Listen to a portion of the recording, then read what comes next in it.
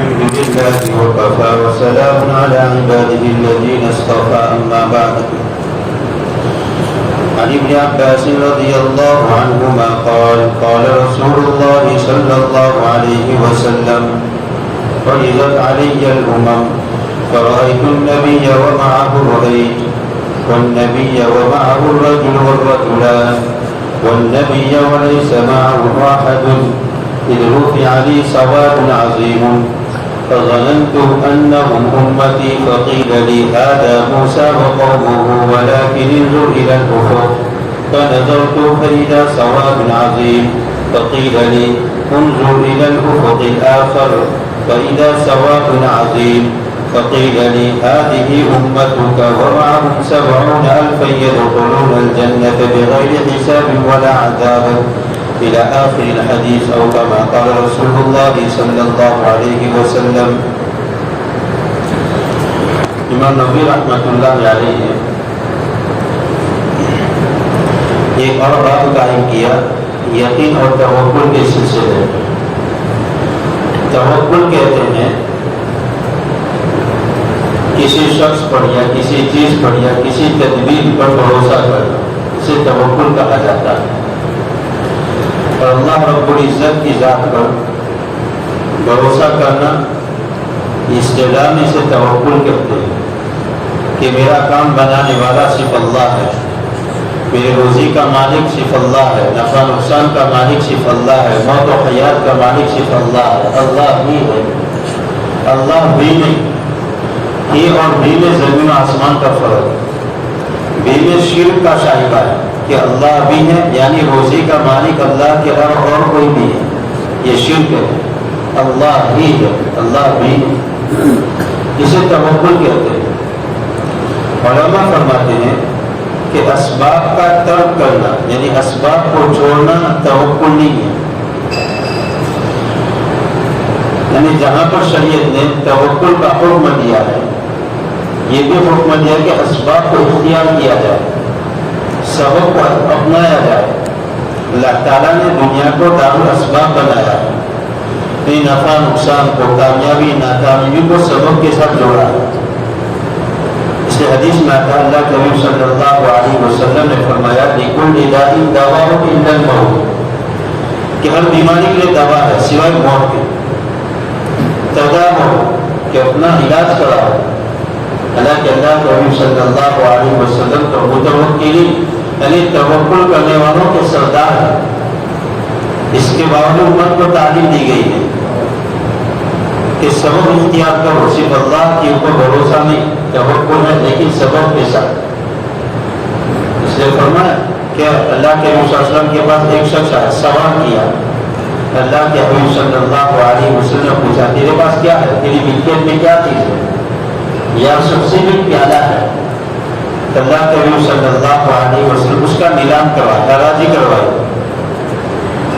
جو پیسے آئے اس کا قرارہ خریدو اور لکڑی کاٹو.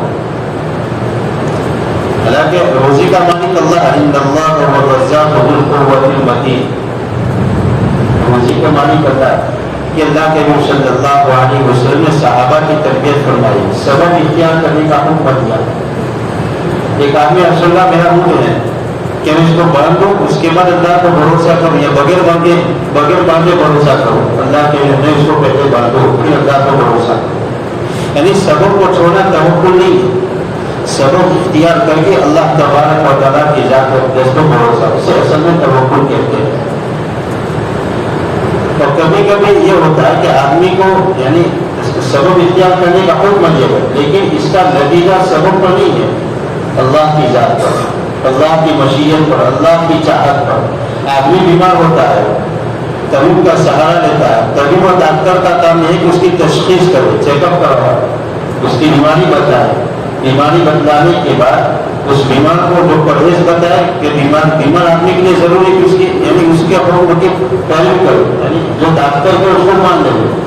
لیکن شفا دینے والی ذات ڈاکٹر یا دوائی ہے جو اللہ کی مشیت پر ہے. اللہ چاہیں گے تو شفا ہو. اللہ تبارک و تعالیٰ کسی سبب کے ظاہر کرنے میں کسی یعنی نتیجے کو ظاہر کرنے میں سبب کے محتاج نہیں ہے. کبھی کبھی ایسا ہوتا ہے کہ سبب موجود ہوتا ہے لیکن اس کا نتیجہ ظاہر نہیں ہوتا. جیسے نمرود نے حضرت ابراہیم علیہ السلام کو آگ میں پھینکا. آگ میں ڈالنے کے بعد حالانکہ ہر انسان کا یقین ہے کہ آگ کہ جلا دیتی ہے، جلانے کی خاصیت اس میں ہے، لیکن اللہ تبارک و تعالی بردم و سلام علی ابراہیم کا حکم دیا کہ میری ابراہیم کے لیے تو سلامتی اور ٹھنڈی اور سلامتی والی بن جائے. حالانکہ ہر انسان جانتا ہے یہاں سبب موجود ہے جلانے کا، لیکن یہ اپنے جلانے میں اللہ کے ارادے، اللہ کے حکم، اللہ کی مشیت کی محتاج ہے. تو کبھی سبب موجود ہوتا ہے جس کا نتیجہ ظاہر نہیں ہوتا. امام نبی رحمۃ اللہ علیہ نے اس بات کو سمجھانے کے لیے اور متوکلین حضرات یعنی جو اللہ کو بھروسہ کرتے ہیں اللہ تعالیٰ اس پر کیا دیں گے؟ وَمَن يَتَوَكَّلْ عَلَى اللَّهِ فَهُوَ حَسْبُهُ. جو اللہ کی ذات پر توکل اور یقین رکھتا ہے اللہ تبارک و تعالیٰ اس کے لیے کافی ہو جاتے ہیں. چنانچہ اللہ کی ذات پر توکل کے سلسلے میں ایک فضیلت کے طور پر امام نبی رحمۃ اللہ علیہ نے روایت کو پیش کیا. اس روایت کو بیان کرنے والے صحابی ابن عباس رضی اللہ تعالیٰ عنہما فرماتے ہیں اللہ کے حبیب صلی اللہ علیہ وسلم نے ارشاد فرمایا میرے سامنے سابقہ امت یعنی اگلی امتیں پیش کی گئی. میں نے دیکھا ایک نبی کو ومعه رہیت ان کے ساتھ چھوٹی سی جماعت ہے. رہیت کے لیے 3 سے لے کر 9 تک عدد کو گویا کہ بہت چند چند لوگ ہیں نبی کے ساتھ، یعنی اس نبی کی ذات پر ایمان لانے والے تھوڑی سی مختصر جماعت ہے. والنبی ومعه الرجل والرجلان. اور میں نے ایک نبی کو دیکھا کہ ان کے ساتھ صرف ایک آدمی یا 2 آدمی جن کے اوپر ایمان لانے والے صرف 1 یا 2 بندے. والنبی وليس معه احد. اور ایک نبی کو ایسا بھی دیکھا ان کے ساتھ کوئی بھی نہیں، ان کی دعوت پر کوئی ایمان لانے والا نہیں ہے. لہٰذا جو بھی دین کا کام کرتے دعوت و تبلیغ ہو، مدارس کے سلسلے میں ہو یا کوئی اسلامی معاشرے کا جو بھی ہمارے لیے بہت بڑا سبق ہے. ہم اپنے کام سے اٹھتا رہے، ہم دعوت دے رہے، کوئی سنتا نہیں ہے، ہماری دعوت کو کوئی فائدہ نہیں ہے. حالانکہ نبی کے دین پر اللہ تبارک و تعالیٰ نے منصب نبوت عطا فرمایا، نبوت کا عہدہ عطا فرمایا، اس سے بڑھ کر کوئی منصب نہیں ہو سکتا. اور کوئی نبی جو ہے اپنے اس منصب میں اپنی ذمہ داری میں کوتاہی نہیں کرتے، یعنی پوری زندگی اپنی جان و مال کو قربان کر دیتے اس منصب اس ذمہ داری کو پورا کرنے میں. لیکن یہاں نتیجہ دیکھیں 1 یا 2 آدمی یا مختصر جماعت. تو اللہ کے نبی صلی اللہ علیہ وسلم فرماتے ہیں کہ ایک نبی تو ایسے بھی دیکھے کہ ان کے ساتھ کوئی بھی نہیں ہے، صرف اکیلے کھڑے. علی ثواب نازل. یہ منظر دیکھتے دیکھتے میں نے دیکھا کہ ایک بہت بڑی جماعت کو میں نے دیکھا. مجھے گمان اللہ کے بھی فرماتے ہیں فَظَنَنْتُ أَنَّهُ أُمَّتِ شاید میری امت ہو. تو اللہ کے مسلم کیا یہ میری امت ہے؟ کہا گیا فَقِيلَ لِي هَذَا مُوسَى وَقَوْمُهُ. یہ تو جب موسیٰ کی قوم ہے. پھر کہا کہ آپ جو ہے وَلَٰكِنِ انظُرْ إِلَى الْأُفُقِ. آسمان کے کنارے کی طرف دیکھیں. اللہ کے نبی صلی اللہ علیہ وسلم نے آسمان کے کنارے پر دیکھا فَإِذَا سَوَادٌ عَظِيمٌ. تو اللہ کے فرماتے ہیں میں نے منظر بہت بڑی جماعت. اور مجھے پھر کہا گیا دوسرے کنارے کی طرف دیکھیں. تو میں نے وہاں دیکھا فَإِذَا سَوَادٌ. تو وہاں بھی بہت بڑی جماعت ہے. یعنی یوں سمجھو کہ پورا آسمان جو پوری جماعت سے بھرا ہوا ہے. اس کے بعد مجھے کہا گیا هَذِهِ أُمَّتُكَ. یہ آپ کی امت ہے. وَمَعَهُمْ 70 أَلْفًا يَدْخُلُونَ الْجَنَّةَ بِغَيْرِ حِسَابٍ وَلَا عَذَابٍ. کہا کہ اس پوری جماعت کے اندر 70,000 ایسے ہیں جو بغیر حساب کے بغیر عذاب کے جنت میں داخل ہوں گے. اگر آگے فرمانے ابن عباس رضی اللہ تعالیٰ عنہما یہ جملہ کہہ کر آپ صلی اللہ علیہ وسلم دخل منزلہ آپ مجلس سے اٹھ کر چلے گئے، اپنے گھر میں داخل ہو گئے. اب آپ صلی اللہ علیہ وسلم اس کی وضاحت نہیں فرمائی وہ 70,000 کون ہے جو بغیر حساب و کتاب کے بغیر عذاب کے جنت میں داخل ہوں گے. اب ظاہر بات ہے صحابہ میں آپس میں بہت چھڑ گئے وہ لوگ کون ہوں گے.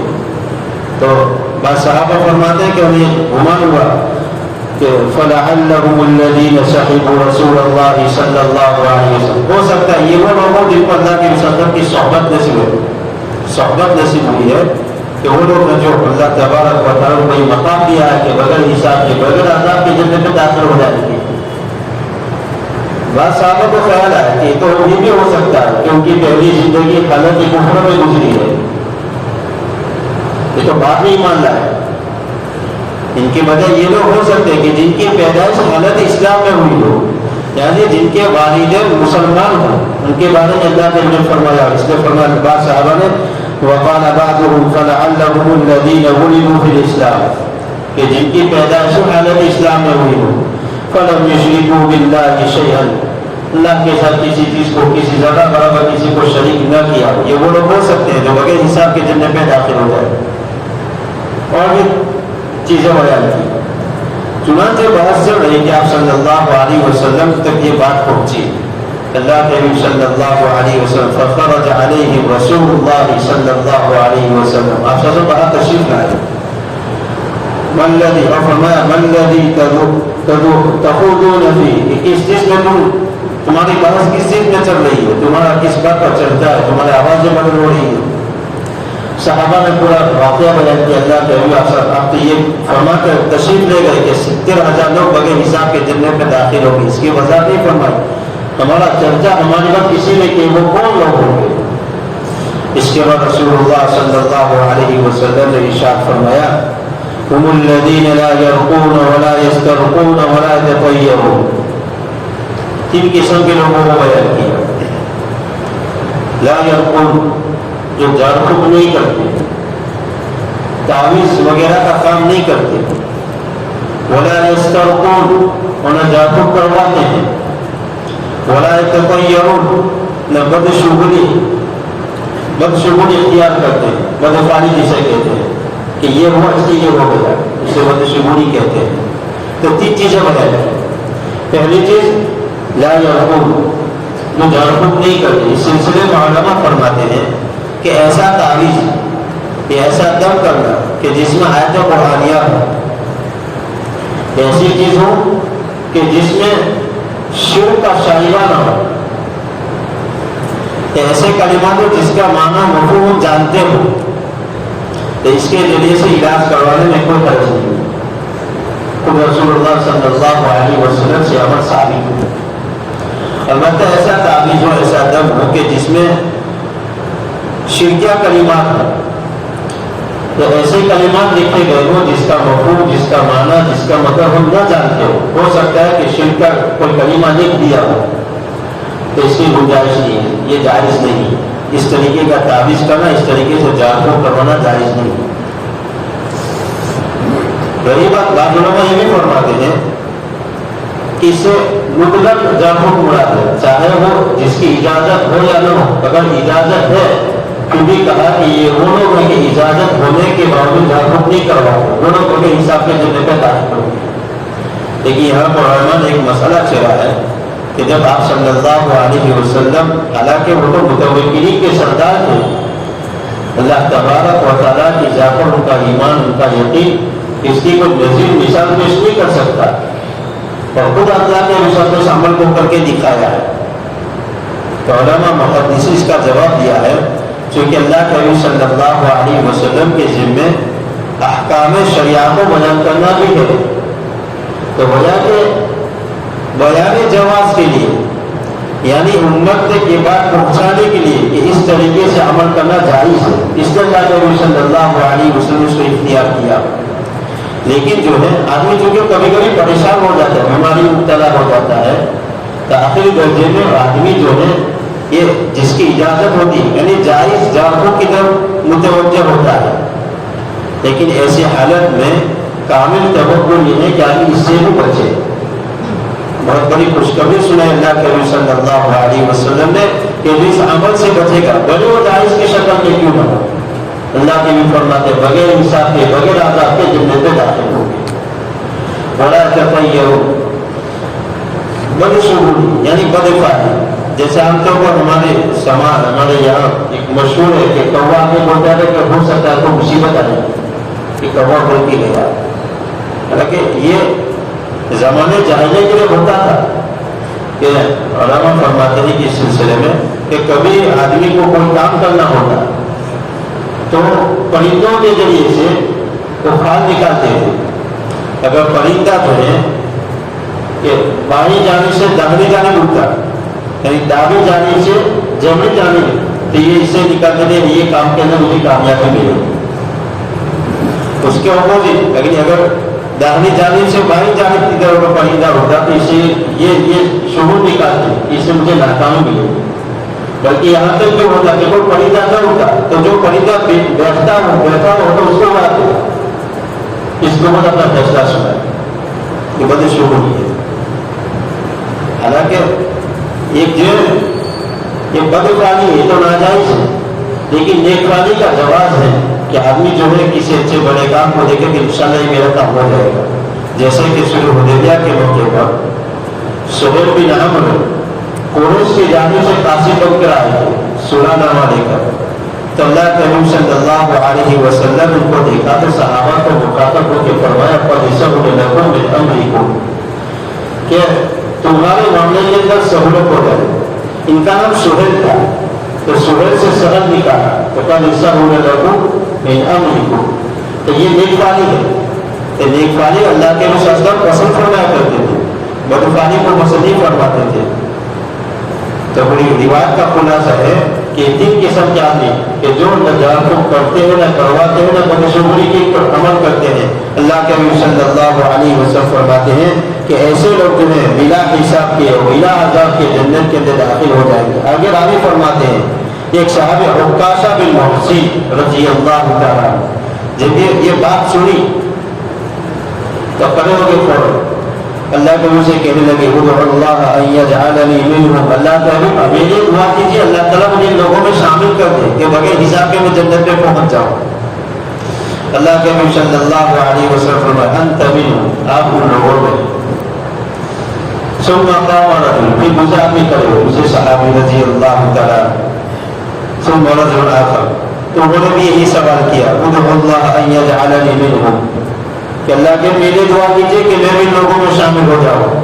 اللہ کے نبی صلی اللہ علیہ وسلم سبقت من بها عکاشہ کہ عکاشہ تمہیں سبقت لے گئے. ان کے لیے دعا نہیں فرمائی یعنی ان کے لیے یہ خوشخبری نہیں سنائی کہ آپ ان لوگوں میں. اس کی وضاحت محدثین نے فرمائی ہے کہ ہو سکتا ہے تین چیزیں ہیں کہ پہلی چیز یہ ہو یا پہلی بات یہ ہو کہ اللہ کے نبی صلی اللہ علیہ وسلم کو اللہ تبارک و تعالیٰ کی جانب سے بذریعہ وحی یہ اختیار دیا گیا ہو کہ اس مجلس میں آپ جس کے لیے چاہیں یہ فیصلہ سنا تو اللہ کے نبی صلی اللہ علیہ وسلم عکاشہ کے بارے میں فیصلہ سنا تو دوسرے صحابی کے بارے میں گنجائش باقی نہ رہی. دوسری چیز یہ بھی بیان کی محدثین نے کہ جو اسباب یا جو اوصاف ایسے ہیں کہ جو بغیر حساب کے جنت میں اور بغیر عذاب کے جنت میں داخلی کا ذریعہ اور سبب بنے وہ اوصاف حضرت عکاشہ رضی اللہ تعالیٰ عنہ کے اندر پائے جاتے ہیں اور یہ دوسرے صحابی کے اندر پائے جاتے ہیں. اس لیے آپ صلی اللہ علیہ وسلم فرمایا کہ قد سبق عکاشہ. تو تیسری بات یہ فرمائی اور محدثین فرماتے ہیں کہ ہو سکتا ہے دوسرے صحابی نے درخواست کی اس کے بعد تیسرے کھڑے ہوتے چوتھے یعنی یہ سلسلہ لمبا چلتا ہے. آپ صلی پہلے اس کے اوپر روک لگا کہ عکاشہ تم سے سبقت نہیں ہے. پوری روایت کا خلاصہ ہے کہ اس میں ہمیں ہماری اس بات پر رہبری کی گئی ہے کہ آدمی جو ہے اللہ تبارک و تعالیٰ کی ذات پر کامل یقین اور توقع رکھے. اسباب اختیار کریں لیکن اسباب کے غلام نہ بنے بلکہ ہماری نظر اللہ تبارک و تعالیٰ کی ذات پر ہو کہ میرا کام بنانے والا صرف میرا اللہ ہے.